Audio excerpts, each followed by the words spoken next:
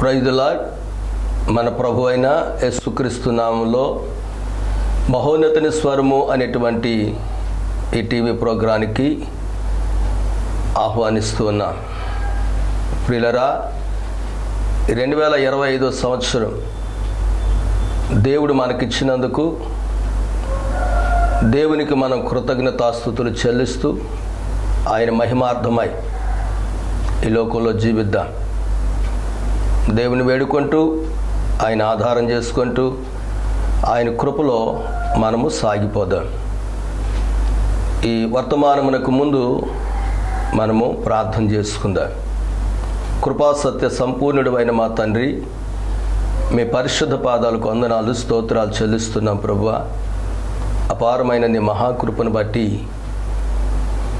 ఈ 2025 సంవత్సరాన్ని మాకు ఇచ్చినందుకు స్తోత్రాలు.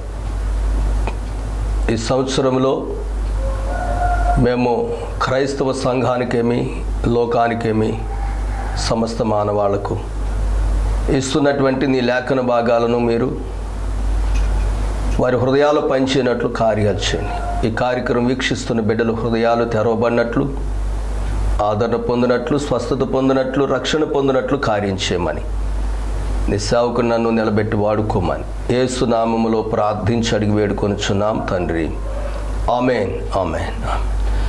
మంచిది ప్రియులరా, ఈ లోకంలో క్రైస్తవ జీవితాన్ని జీవించుచున్నటువంటి మనకు ఆధారము, అండాకొండ, సమస్తము దేవుడై ఉన్నాడు. ఆయనే తండ్రిగా, కుమారునిగా, పరిశుద్ధాత్మ దేవునిగా మన మధ్య ఉంటూ నివసిస్తూ, మనలో ఉంటూ కార్యసాధకం చేస్తూ మనను నడిపిస్తూ ఉన్న సంగతిని మనం ఎప్పుడు కూడా మర్చిపోకూడదని సేవకునిగా తెలియజేస్తూ ఉన్నాను. ఈ లోక యాత్రలో మనము దేవుని పిల్లలంగా జీవించుచున్నటువంటి తరుణాలలో మన మీదకు అనేక విధాలుగా శోధనలు, బాధలు, కష్టాలు, ఇరుకులు, ఇబ్బందులు కూడా వస్తూ ఉంటాయి. వాటన్నిటి విషయంలో మనము జయం పొందాలి అంటే మనకు దేవుని యొక్క సహాయము అవసరం. అదే కాకుండా మనము జయం పొందాలి అంటే మనకు దేవుని బలము కూడా అవసరం. దేవుని పిల్లలమైన మనము ఎప్పుడు కూడా మన ఆశ, మన కాంక్ష, మన ఆలోచన, మన తలంపులు, మన పరుగంతా కూడా ఏమిటి అంటే దేవుని పని చేయాలి, దేవుని కొరకు మనం నిలవాలి, దేవుని కొరకు మనము సాగాలి, దేవునిలోనే మనము ఫలించాలి అనేటువంటి ఆశతో మనం ఉంటా ఉన్నాం. ఇలాంటి తరుణాల్లో మనము దేవుని కొరకు పని చేయాలి అంటే, దేవుని సన్నిధిలో మనము సాధించాలి అంటే, దేవుని బిడ్డలంగా మనం వెలగాలి అంటే దానికి దేవుని బలము లేనిదే మనము ఏమీ కూడా చేయలేమనేటువంటి సంగతి కూడా నేను తెలియజేస్తా ఉన్నాను. పరిశుద్ధ గ్రంథం అనే బైబిల్లో ఒక గొప్ప అపోస్తలుడు ఉన్నాడు. ఆయన పేరే పౌలు గారు. ఆయన 21 పత్రిక రాశారు. అనేకమైనటువంటి మిషనరీ ప్రయాణాలు చేసి అనేక మంది చేత మన్నన పొంది, అలాగే అనేక మంది చేత ద్వేషించబడి, సువార్త పరిచర్యలో, సంఘ పరిచర్యలో, సేవా పరిచర్యలో ఎన్నో ఆటుపోట్లకు గురై దేవుని పనే గురిగా, గమ్యంగా పెట్టుకొని సాగిపోయినటువంటి వ్యక్తి అనుభవంతో దేవుని సేవ చేస్తున్నటువంటి మనకు, అనగా ఈ దినాల్లో దేవుని సంఘాలకు కానీ, దేవుని సేవకులకు కానీ దేవుని సన్నిధిలో నడుస్తున్న కాపర్లకు కానీ, ఉపదేశకులకు కానీ, సువార్తికులకు కానీ, ప్రవక్తలకు కానీ ఆయన తెలియజేస్తున్నటువంటి మాట అద్భుతమైందిగాను, మనకు ఉపయోగకరంగా ఉండేదిగాను ఉన్నట్లుగా మనం చూస్తాం. ఆ మాటే నేను చదువుతున్నాను బైబిల్ నుండి. పరిశుద్ధ గ్రంథమైన బైబిల్లో ఫిలిప్పీలకు రాసినటువంటి పత్రిక 4వ అధ్యాయము 13వ వచనాన్ని చదువుతున్నాను. నన్ను బలపరచువాని అందే నేను సమస్తమును చేయగలను. పౌలు గారు తన సొంత శక్తితో, సొంత బలముతో, సొంత ధనముతో ఆయన నేను సేవ చేశాను, నేను చేయగలను అని మాట్లాడలేదు. నేను ముందుగానే చెప్పాను ఆయన సేవ అనుభవాలు. ఆ అనుభవాలతోనే ఆయన ఈ మాటను రాశాడు. ముఖ్యంగా ఫిలిప్పీ పత్రిక సేవకులకు చాలా ఉపయోగకరమైనటువంటి పత్రిక, సేవకులకు చాలా నేర్పించేటువంటి పత్రిక. సేవా విధానాలలో మనము నడుస్తూ ఉన్నప్పుడు మనల్ని మనం పరిశోధించుకొని మనల్ని మనం దిద్దుకోవటానికి ఉపయోగపడే పత్రికగా మనకు కనపడుతూ ఉంటుంది. ఇందులో పౌలు గారు చెప్పిన మాట అద్భుతం. నన్ను బలపరచు వాని అందే నేను సమస్తమును చేయగలను. ఏం చేస్తున్నాడు పౌలు గారు? ఉద్యోగమా, వ్యాపారమా, మరొకటి చేస్తున్నాడా? కాదు. పౌలు గారు దేవుని సేవకు వచ్చేసారు, దేవుని పనిలో ఉన్నారు. అలాంటి పౌలు గారు చెబుతున్నటువంటి మాట, ఆయన నన్ను బలపరిస్తేనే ఆయన విషయాలలో, ఆయన సేవలో సమస్తము నేను చేయగలను. ఆయన బలపరచకపోతే నేను సతిగల పడిపోతాను, నేనేమీ చేయలేను, నా వలన ఏమీ కూడా కాదు అనేటువంటి మాటను వారు మాట్లాడుతున్నట్లుగా మనం చూస్తాం. ఈ వాక్యం వింటున్నటువంటి సోదరి సోదరుడా, దేవుని పని కొరకు సంఘములో ఉన్న సభ్యులు, సంఘమును నడిపిస్తున్న సేవకులు దేవుని పని చేయాలి అనేటువంటి కాంక్ష కలిగినటువంటి వారు ఎవరైనప్పటికీ దేవుని బలము కొరకు ప్రార్థించవలసినటువంటి అవసరత ఉంది. దేవుని బలము కొరకు ప్రార్థించవలసిన అవసరత ఎంతైనా ఉంది. దేవుని బలము పొంది ఈ లోకంలో దేవుని కొరకు సమస్తము చేయగల వ్యక్తిగా నిన్ను నీవు సిద్ధపరచుకోవలసినటువంటి పరిస్థితి ఎంతైనా ఉన్నది అని దైవ సేవకునిగా నేను కూడా అనుభవపూర్వకంగా ఈ మాట తెలియజేస్తా ఉన్నాను. చాలామంది ఈ అనుభవం పూర్తిగా ఎరగక దేవుని సేవ విషయంలో, దేవుని విషయంలో మేము సాగిపోగలము, చేయగలము అనేటువంటి ధోరణిలో వాళ్ళు వెళుతున్నారు. కానీ కడమట్టుకు వాళ్ళు వెళ్ళలేరు. దేవుడు లేకుండా, దేవుని శక్తి, దేవుని బలము లేకుండా, ఆయన బలము మీద మనం ఆధారపడకుండా ఏమీ చేయలేమనేటువంటి సంగతి లేఖనాలు మనకు బోధిస్తున్నాయి. దేవుని పిల్లలారా, పరిశుద్ధ గ్రంథం అనే బైబిల్లో మనకు ఒక వ్యక్తి కనిపిస్తారు. ఆయన పేరు సంసోను. సంసోను అనేటువంటి ఆయన దేవుని వరము చేత దేవుని కొరకు, ఆయన కార్యాలు, ఆయన పని చేయటం కొరకు ఈ లోకములోనికి వచ్చినటువంటి, తల్లి గర్భములో దేవుని చేత ఏర్పరచబడినటువంటి న్యాయాధిపతిగా ఆయన ఉండటం జరిగింది. ఆయన తల్లి గర్భంలోనికి రాకముందే దేవుని దూత ద్వారా తెలియచేయబడినటువంటి విషయం, అతడు నాజీరు చేయబడ్డాడు. దేవుని కొరకు ఒక ప్రత్యేకమైన వ్యక్తిగా అతడు ఉన్నాడు. అతని తల మీద మంగళ కత్తి వేయకూడదు, అతని వెంట్రుకలు కత్తిరించకూడదు. దేవుని కొరకు దేవుడే ఆ సంసోన్ని ప్రతిష్ఠించుకున్నాడు. ఆ సంగతి తల్లిదండ్రులకు కూడా తెలుసు, బంధువర్గానికి కూడా తెలుసు. సో అలాంటి వ్యక్తి తల్లి గర్భము నుంచి బయటకు వచ్చి యవన కాలంలోనికి అడుగుపెట్టి ఇశ్రాయేలుకు న్యాయాధిపతిగా ఉన్నటువంటి తరుణాల్లో ఒకరోజు అతడు తల్లిదండ్రులతో కూడా బయలుదేరి తిమ్నాతు అనేటువంటి పట్టణానికి బయలుదేరతాడు. ద్రాక్ష తోటల వరకు వచ్చినప్పుడు ఒక కొదమ సింహము అతని మీదకి రావటం చూస్తాడు. సింహం వేరు, కొదమ సింహం వేరు. చాలా బలమైనటువంటి సింహం.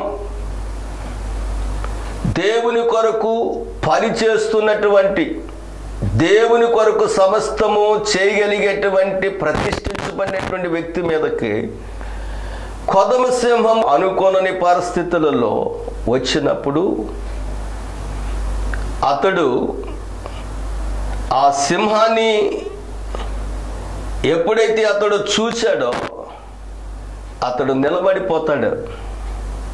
ఆ సింహం అతని మీదకి బొబ్బరించుచు గాండ్రించుచు వచ్చినప్పుడు ఆ సింహము అతని మీదకి దూకినప్పుడు సంసోనులో మరి న్యాయాధిపతి దృఢమైన శరీరం కలిగిన వాడే, దేవుని చేత అభిషేకించబడిన వాడే అయినప్పటికీ కూడా దేవుని ఆత్మ అతనిని బలపరిచినట్లుగా మనం చూస్తాం. 6వ వచనం చూడండి. న్యాయాధిపతుల గ్రంథం 14వ అధ్యాయము 6వ వచనాన్ని మనము చూచినట్లయితే, యెహోవా ఆత్మ అతనిని ప్రేరేపించగా అతని చేతిలో ఏమీ లేకపోయినను ఒకడు మేక పిల్లను చీల్చినట్లుగా అతడు దానిని చీల్చివేసెను. ప్రియులారా, గమనిస్తున్నారా? దేవుని కొరకు ఎన్నో చేయవలసినటువంటి పనులు అతను ముందుండగా, అతడు దేవుని కొరకు నడుస్తూ ఉండగా, అతడు దేవుని న్యాయాధిపతిగా ఉండగా అతని మీదకి కొదమ సింహము గాండ్రించుచు వచ్చెను. దేవుడు ఏం చేశాడు? తన ఆత్మ చేత అతనిని బలపరచగా, దేవుడు తన ఆత్మ చేత బలపరచగా ఏం జరుగుతా ఉంది? అతని చేతిలో ఏమీ లేకపోయినప్పటికీ ఆ కొదమ సింహమును సంసోను ఒక మేక పిల్లని చీల్చినట్లుగా, చీల్చివేసినట్లుగా మనం చూస్తాం. ప్రియులారా, దేవుని బలం తన పని చేస్తున్నటువంటి న్యాయాధిపతి అయినటువంటి సంసోనుని ఎట్లా బలపరిచిందో, ఈ రోజున దేవుని ఆత్మ బలం నీకు లేకపోతే నీవు కూడా దేవుని పని చేయటానికి ఎన్నో ఆటంకాలు కలగొచ్చు,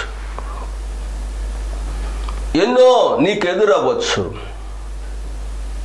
సంసోను దేవుని ఆత్మ చేత బలపరచబడ్డాడు కాబట్టి అతను కొదమ సింహమును మేక పిల్లను చీల్చినట్లుగా చీల్చివేశాడు.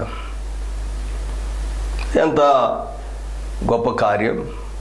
ఒకవేళ దేవుడు అతన్ని బలపరచకపోతే కొదమ సింహం అతన్ని చీల్చివేసేది, కొదమ సింహం అతన్ని చీల్చివేసేది. న్యాయాధిపతిగా దేవుని పని చేయటానికి ఆ మనిషి అక్కడ ఉండేవాడు కాదే. దేవుడు బలపరచాలి. అందుకే పౌలు అనేది, నన్ను బలపరచు వాని అందే నేను సమస్తమును చేయగలను. దేవుని బలము కావాలి, దేవుని బలముతో ప్రతి విశ్వాసి నడవాలి. దేవుని బలముతోనే ప్రతి క్రైస్తవుడు ఉండాలి. దేవుని బలముతోనే మనము ప్రార్థించాలి. దేవుని బలముతోనే మనము కార్యాలు చేయాలి. దేవుని బలముతోనే అద్భుతాలు చేయగలం. దేవుని బలముతోనే సమస్తము మనము చేయగలం. బైబిల్లో దావీదు లాంటి మహారాజు కూడా ఏమన్నాడు తెలుసా? యెహోవా నా బలమా, నేను నిన్ను ప్రేమించుచున్నానంటాడు. దావీదు గొర్రెలు కాపరికి ఉన్నప్పుడు దేవుని బలం, అతడు కుటుంబ వ్యవహారాల్లో దేవుని బలం, సింహాసనం మీద ఉన్నప్పుడు దేవుని బలం, సైన్యం మధ్య యుద్ధం చేస్తున్నప్పుడు దేవుని బలం, అన్ని విషయాలలో దేవుని బలం. తన వృద్ధాప్యమందు కూడా అడుగుతాడు దేవుని, ప్రభువా నా వృద్ధాప్యమందు నా చెయ్యి విడిచిపెట్టద్దు, నీ బలం నాకు కావాలి అని. ప్రతి క్రైస్తవుడు గ్రహించవలసినటువంటి సంగతి ఏంటంటే దేవుని బలము మనకు కావాలి. చాలామంది ధన బలం ఉందనుకుంటారు, ఏవేవో బలాలు మనం కలిగి ఉందాం అనుకుంటారు. ఈ లోకపరమైనటువంటి ఏ బలము కూడా నిన్ను దేవుని పని చేయటానికి ఉపయోగించుకోలేదు. అది ఒకవేళ ఏదో ఒక బలము చేత నువ్వు దేవుని పని చేస్తా ఉందని నువ్వు అనుకుంటే అది అసంపూర్ణమే గాని సంపూర్ణమే అన్నది కాదు. దావీదును దేవుడు తన బలము చేత తన వృద్ధాప్యము వరకు కూడా ఏ రీతిగా నడిపించాలో ఆ విధంగా దావీదు దేవుని బలము కొరకు కనిపెడుతూ ఎదురు చూస్తూ ముందుకు సాగినట్లుగా మనం చూస్తాం.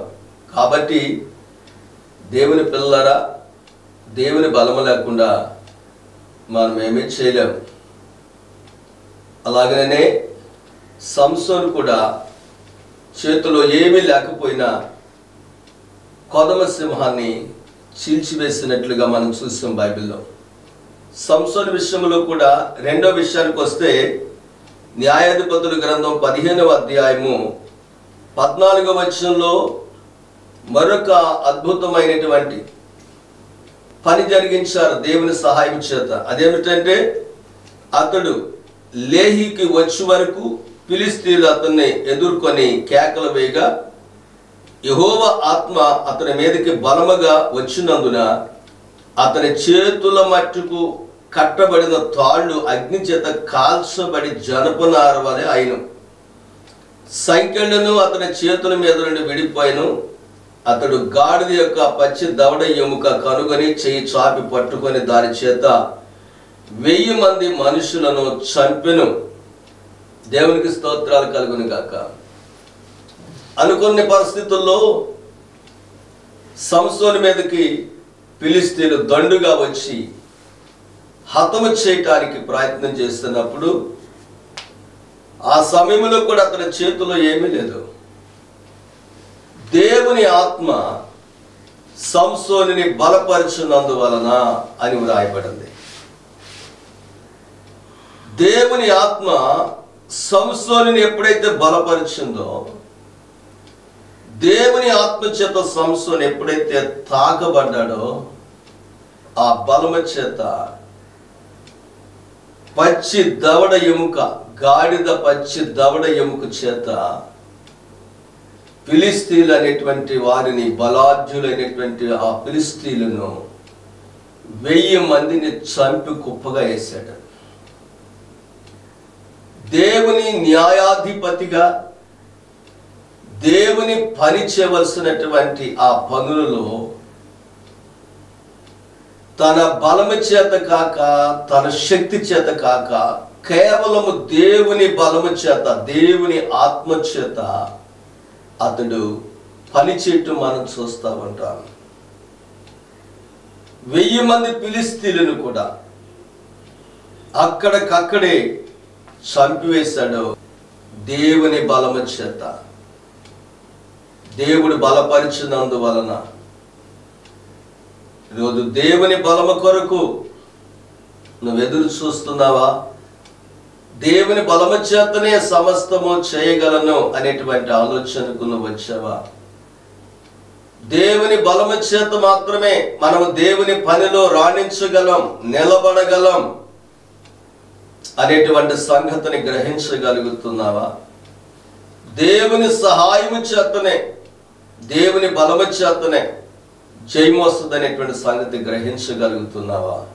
దేవుని ఆత్మ చేత 1000 మందిని చంపినటువంటి ఆ సంసోను ఫిజికల్గా, శారీరకంగా అలసిపోయిన వాడై దాహముతో నీరసించిపోతున్న సమయంలో మరలా దేవుడు అతన్ని నీరునిచ్చి బలపరిచినట్లుగా కూడా మనము చూస్తాం. 18వ వచనం, 15వ అధ్యాయం 18వ వచనం. అప్పుడు అతడు మిక్కిలి దప్పికొనినందున యెహోవాకు మొర్రపెట్టి, నీవు నీ సేవకుని చేతి వలన ఈ గొప్ప రక్షణను దయచేసిన తరువాత నేను ఇప్పుడు దప్పి చేతను చచ్చి సున్నతి పొందని వారి చేతిలోనికి పడవలనా అని వేడుకొనగా దేవుడు లేహీలోనున్న ఒక గోతిని చీల్చెను. దాని నుండి నీళ్లు బయలుదేరెను. అతడు త్రాగిన తర్వాత ప్రాణము తెప్పరిల్లి బ్రతికెను. దేవునికి స్తోత్రాలు కలుగును గాక. ప్రియులారా, దేవుని సహాయం చేత దేవుడు బలపరిచినందువలన అతడు కొదవ సింహాన్ని చీల్చాడు. 1000 మంది ఫిలిష్తీయులను హతం చేశాడు. తన ప్రాణము పోయేంత పరిస్థితులకు వెళ్ళిన దేవుడు గోతిని చీల్చినప్పుడు అందులోంచి వచ్చిన నీళ్లను త్రాగి ప్రాణమును కాపాడుకున్నాడు. ఇదంతా కూడా దేవుని బలము చేత జరుగుతున్నటువంటి కార్యాలు. దేవుని చేత ఏర్పరచబడిన వాడే, నాజీరు చేయబడినటువంటి వాడే. కానీ దేవుని బలము ఆయన పని చేయటానికి, తను బలపడటానికి, తను బ్రతకటానికి, ఎదురైనటువంటి శోధనలు జయించడానికి దేవుని బలము సంసోనికి కావాల్సి వచ్చింది. కాబట్టి దేవుడు బలపరుస్తున్నాడు, సంసోను ఆయన పని చేస్తున్నాడు, ఆయన కొరకు నిలబడగలుగుతున్నాడు, ఆయన కొరకు నడవగలుగుతున్నాడు.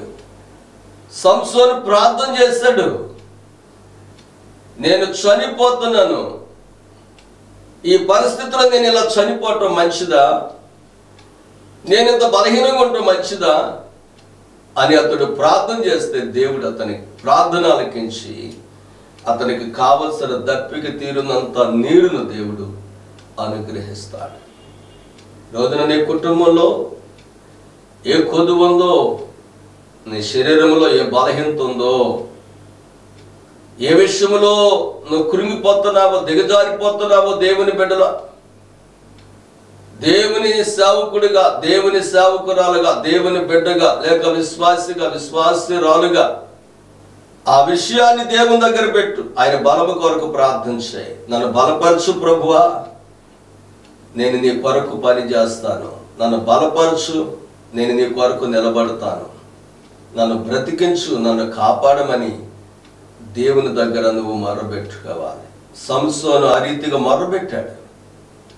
దేవుడు ఆయనకి కావలసిన అవసరమును అక్కడ తీర్చాడు, అతన్ని బలపరిచాడు. దేవుడు నిన్ను బలపరచడానికి కూడా ఇష్టపడుతున్నాడు. దేవుని దగ్గర పక్షపాతం లేదు. దేవుని ప్రేమ పక్షపాతం చూపదు. దేవుని కృపలో పక్షపాతం లేదు. పేతురు లాంటి వ్యక్తి అన్నాడు, దేవుడు పక్షపాతి కాడు, యేసుక్రీస్తు అందరికీ ప్రభువే అంటాడు. అపోస్తలుల కార్యాల గ్రంథం 10వ అధ్యాయం 36వ వచనంలో. కాబట్టి సంసోను దేవుడు బలపరిచినప్పుడల్లా దేవుని కార్యము చేయటం చూస్తా ఉన్నాం, తన కార్యాలు నెరవేరటం చూస్తా ఉన్నాం. చివరికి ఒక మాట చెప్తాను, ముగిస్తాను. అదేంటంటే న్యాయాధిపతుల గ్రంథం 16వ అధ్యాయంలో సంసోను ఒక బలి పశువుగా మార్చబడి, బ్రతియుండగానే కన్నులు పీకివేయబడి, గానుగు తిప్పేటువంటి పశువుగా మార్చబడి, చివరకు అతడు దాగోను దేవతకు బలివ్వటానికి సిద్ధపరిచేశారు. అతన్ని దాగోను దేవత మందిరంలో సంసోను పెట్టేశారు. అలాంటి టైంలో సంసోను ప్రార్థన చేస్తాడు. 16:28 అప్పుడు సంసోను, యెహోవా ప్రభువా దయచేసి నన్ను జ్ఞాపకం చేసుకునుము, దేవా దయచేసి ఈసారి మాత్రమే నన్ను బలపరచుము, నా 2 కన్నుల నిమిత్తం ఫిలిష్తీయులను ఒక్కమారి దండించి పగ తీర్చుకున్నామని యెహోవాకు మొర్రబెట్టి, ఆ గుడికి ఆధారమగునున్న 2 మధ్య స్తంభములు, ఒక దాని కుడి చేతను ఒక దాని ఎడమ చేతను పట్టుకుని నేను ఫిలిష్తీయులను చనిపోదుముగా అని చెప్పి బలముతో వంగినప్పుడు ఆ గుడి ఆ సర్దారుల మీదను అతడు ఉన్న జనులందరి మీదను పడిను. మరణకాలమున అతడు చంపబడిన వారి శవం లెక్క జీవితకాలమందు అతడు చంపిన వారి లెక్క కంటే ఎక్కువ ఆయనని చెప్పి వ్రాయబడింది. కాబట్టి సోదరి సోదరుడా, చివరి టైంలో అయిపోయింది తన జీవితం అనుకున్న టైంలో కూడా ప్రార్థన చేస్తే దేవుడు శత్రువులను ఫిలిష్తీయులను అంతము చేయటానికి ఆ చివరి దశలో కూడా మరొకసారి సంసోను బలపరిచినట్లుగా మనం చూస్తాం. ఆ శత్రువులందరినీ కూడా దాగోని దేవత మందిరంతో పాటుగా సమాధి చేసేసాడు.